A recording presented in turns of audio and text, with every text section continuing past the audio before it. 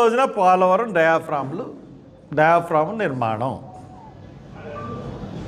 ఈవేళ నుంచి ప్రారంభిస్తున్నాం అని చెప్పింది గవర్నమెంట్. సరే, ఈ 4 రోజు పేపర్లలో తతంగం చూసాం. ఏంటి ఈ పోలవరం గురించి ఏం మాట్లాడతారు, ఈ గవర్నమెంట్ ఏం డిసిషన్ తీసుకుంటుంది అంటే, పోలవరాన్ని ఏటీఎం కింద వాడుకుంటున్నామని ప్రధానమంత్రి మోడీ గారే చంద్రబాబు నాయుడు గారిని కామెంట్ చేశారు. మళ్ళీ దొంగలిద్దరూ కలిసిపోయి మళ్ళీ శాంక్షన్లు ఇస్తూ ఉన్నారు. ఈయన డయాఫ్రామ్ వాళ్ళు మొదలెట్టేశారు. 4 రోజుల నుంచి జరుగుతున్న తంతు చూస్తూ ఉంటుంటే ఎలా ఉందంటే, ఏ మిక్సర్ వాడాలి నిర్ణయం. పోలవరం డ్యామ్ కట్టడానికి అంటే మన సిమెంట్ వాళ్ళు పాళ్ళు అంటాం. సిమెంట్ పాళ్ళు ఒక సిమెంట్కి 4 ఇసుకేస్తే ఈ పునాది గట్టిగా ఉంటుంది. అలాంటి మిక్సరు అంటే అలా అని కాదు, కానీ అటువంటి మిక్సర్ తయారు చేయాలని విదేశీయులు ఒక మిక్సర్ ఇస్తే, ఈ స్వదేశీయులు ఒక మిక్సర్ ఇస్తే, మెడ్రాస్ ఐఐటి వాళ్ళు మొత్తం మీద దాని గురించి 4 రోజులు పనులు ఆప్ చేసామన్నారు. కానీ అసలు ఇది ఏ విధంగా నిర్మాణం చేద్దామనుకున్నది ప్రజలకు ఏమన్నా చెప్పారా? అసలు ఏ విధంగా నిర్మాణం చేయాలి ప్రాజెక్ట్ని? అసలు మీరు పునాదులు ఎక్కడి నుంచి వేద్దాం అనుకుంటున్నారు? అసలు కింద పరిస్థితి ఏంటి? పోలవరం ప్రాజెక్టు ఎందుకు కొట్టుకుపోయింది డయాఫ్రామ్ వాళ్ళు? మీ యొక్క అవివేకం, అజ్ఞానం వల్లే కొట్టుకుపోయింది. మీ నెపాన్ని, మీరు చేసిన లోపాన్ని ఇతరుల మీద నెట్టి ఇప్పటి వరకు మీరు టైం గడుపుతూ ఉన్నారు.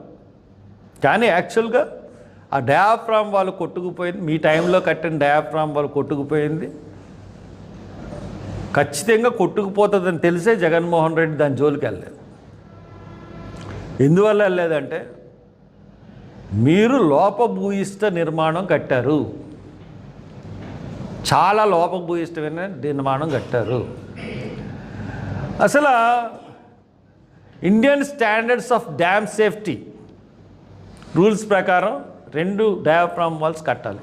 సరే, 2 డయాఫ్రామ్స్ బదులు ఒకటే పెద్ద వైశాల్యం గల డయాఫ్రామ్ కట్టడానికి మీరు పూనుకున్నారు, కట్టారు. కట్టినప్పుడు సగం కట్టేసిన తర్వాత కూలింగ్ ప్లాంట్ తీసుకొచ్చారు. కూలింగ్ సిస్టమ్ అన్నది పునాదులు మొదలెట్టినప్పటి నుంచి వేయాలి. మరి కూలిపోక ఏమవుతుంది అది? ఫస్ట్.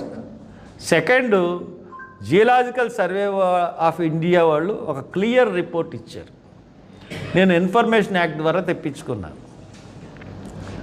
దాని ప్రకారం బోర్హోల్స్ వేసి ఏదో నాకు కథ చెప్పారు, కానీ అసలు జియోలాజికల్ సర్వే ఆఫ్ ఇండియా ఇచ్చిన రిపోర్ట్, ఒరిజినల్ రిపోర్ట్ నా దగ్గర ఉంది. దాని ప్రకారం పోలవరం యొక్క పునాదులు ఖచ్చితంగా హార్డ్ రాక్లోకి వెళ్ళాలి, ఖచ్చితంగా కింద వరకు వెళ్ళాలి, హార్డ్ రాక్ వరకు. మీరు లాస్ట్ టైం అలా కట్టారా? కట్టలేదు, అందువల్ల కొట్టుకుపోయింది. ఇప్పుడైనా కట్టడానికి మీరు పూనుకున్నారా? లేదు. ఇప్పుడు కూడా పై నుంచే వేయాలని చూస్తూ ఉన్నారు. ఇది మీరు పోలవరం వల్ల 8 లక్షల 9 లక్షల ఎకరాలకి కొత్త ఆయకట్టుకి నీళ్ళు ఇవ్వడం, 960 మెగావాట్ల విద్యుత్తు, ఇవన్నీ కాదు, మీ జోబులు నిండాలి. ప్రాజెక్ట్ అలాగే. ఎప్పుడు ప్రాజెక్ట్ అండి ఇది? సరే, ఎన్టీ రామారావు గారు మొదలెట్టలేదు, అప్పుడు వడ్డీ వీరభద్రరావు గారు గోదావరిపై బిందుతో నీళ్లు పెట్టుకున్న సైకిల్ తొక్కుతా పివి నరసింహరావుకి ఇచ్చిన ప్రాజెక్టు మొదలవ్వలేదు. ప్రాజెక్టు మొదలవ్వకుండా తర్వాత మీరు ముఖ్యమంత్రి అయ్యారు, మీరు చేయలేదు. ఆఖరికి రాజశేఖర రెడ్డి గారు మొదలెట్టారు 2004లో, రెండోసారి. ఇది మొదటిసారి ప్రయత్నాల గురించి కూడా మళ్ళీ చెప్తాను. 2004లో ఆయన మొదలెట్టిన తర్వాత సరే కొంత కాలువల పనులు అయినాయి. ఒరిజినల్ డ్యామ్ నిర్మాణానికి 2 డయాఫ్రాములు డిజైన్ పెట్టారు, దాన్ని మీరు తీసేశారు. మీరు మీ ఇష్టానుసారంగా మీ నవయుగ మీ క్యాస్ట్ కంపెనీకి ఇచ్చుకున్నారు, ఎల్ఎన్టీకి ఇచ్చారు, బావర్కి ఇచ్చారు. మొత్తం మీద కొలాప్స్, మొత్తం కొట్టుకుపోయింది. ఆ కొట్టుకుపోవడం ఎవరి మీద ఎందుకు పెడతారు? మీరే. మీ వల్లే పోలవరం డయాఫ్రామ్ వాళ్ళు కొట్టుకుపోయింది. మళ్ళీ కట్టడానికి ప్రయత్నిస్తున్నారు, ఎటువంటి జాగ్రత్తలు లేకుండా. ఇంకొకటి, జియోలాజికల్ సర్వే ఆఫ్ ఇండియా ఎందువల్లంటే ఇంత కరెక్ట్గా నేను చెప్పగలుగుతున్నా, ఆమె మెరైన్ జియాలజిస్ట్, ఆమె ఎంఎస్సి మెరైన్ జియాలజీ నేను చేసింది, మెరైన్ జియాలజిస్ట్ నేను. అందువల్ల భూమి అడుగు లోపల ఎన్ని పొరలు ఉంటాయి, ఎన్ని పొరల నుంచి భూమి లోనికి పునాదులు వేయాలన్నది చాలా క్లిష్టమైన ప్రాజెక్ట్. పోలవరం ప్రాజెక్టు అన్ని ప్రాజెక్టులా కాదు, ఇది భయంకరమైన సీపేజ్ ఉంది. ఆ సీపేజ్ని అడ్డుకోవడానికి మీరు తీసుకున్న జాగ్రత్తలు ఏంటి, మీరు స్టడీ చేసింది ఏంటి, మీరు అసలు ఆ సీపేజ్ రాకుండా ఏమన్నా మీరు జాగ్రత్తలు తీసుకున్నారంటే ఒక్కదానికి మీరు సమాధానం లేదు. ఈ రోజున పోలవరం అంటే దీన్ని కొలాప్స్ చేసేసి ప్రకృతి వైపరీత్యం వల్ల మళ్ళీ కొలాప్స్ అయింది, మళ్ళీ డబ్బులు తెచ్చుకోవాలి. ఇదే కదా మీ సిస్టం. మీకు దీన్ని పూర్తి చేయరు, దీనివల్ల డబ్బుల్ని దండుకోవాలి, మీ జోబులు నిండాలి అన్న తాపత్రయం తప్పితే ఇంకొకటి లేనే లేదు. తర్వాత జియోగ్రాఫికల్,